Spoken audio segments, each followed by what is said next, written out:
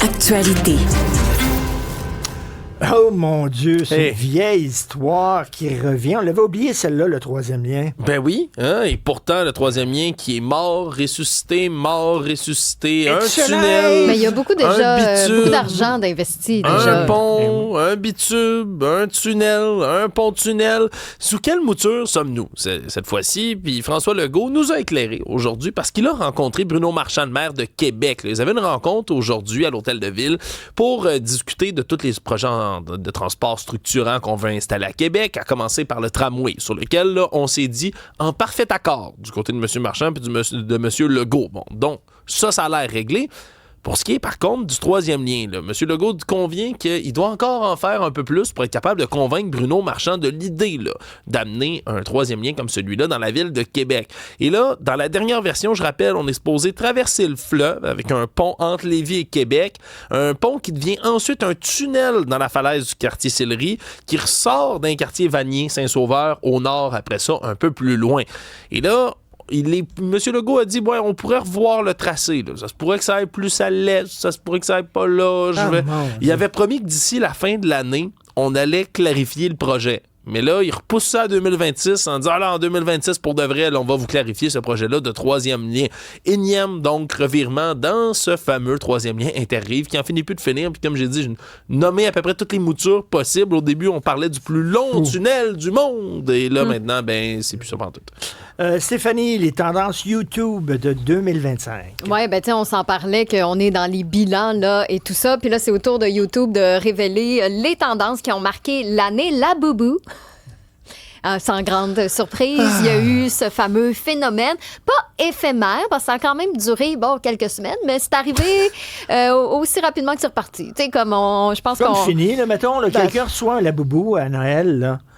Il va dire à la personne qui a donné le cadeau, t'es quand même un petit peu en retard, non? En tout cas, je pense qu'il y a encore peut-être des laboubous de collection, qui peuvent valoir cher, mais le buzz en soi, je pense que c'est pas mal parti.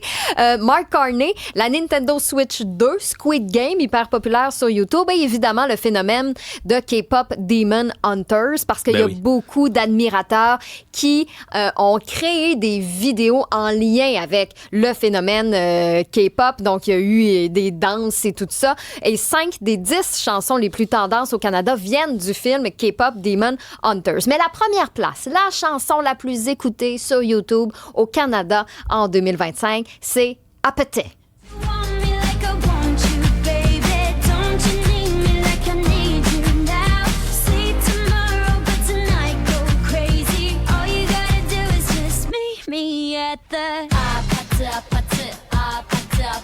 Vas-y, Richard. Et là, il y a des gens qui vont dire, moi, je veux pas consommer de musique créée par l'intelligence artificielle. Ça crée de la musique à peu près comme ça, là. Je comprends qu'est-ce que tu veux dire. C'est pas super original, là, je m'excuse. Hein, je trouve le petit côté Pom Pom Girl, Cheerleaders sortait un peu du cadre avec cette chanson-là de 2024. Hein? C'est pas sorti en 2025, c'est juste que ça a continué de créer le buzz. Et d'ailleurs, c'est la chanson la plus écoutée aussi sur Apple Music qui a dévoilé son palmarès aujourd'hui. Par contre, avec les TikTok et les tendances, il y a des vieilles chansons aussi qui redeviennent virales à ce temps-ci de l'année, comme cette chanson que moi, je suis plus vraiment capable d'entendre. Pretty little baby, pretty little baby, you say that maybe. Ça, Richard, c'est partout sur TikTok. Dans les Reels. C'est une copie des tunes des années 60. Non, c'est une vraie tune.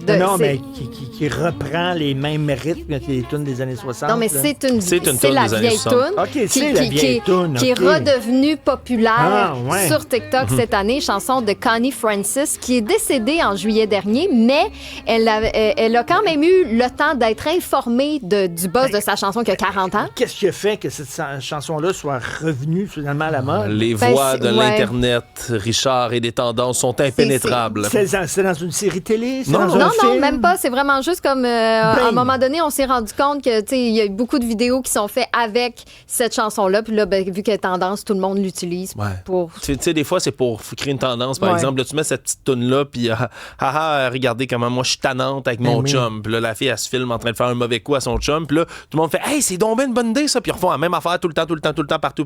Ça devient viral. La même chanson.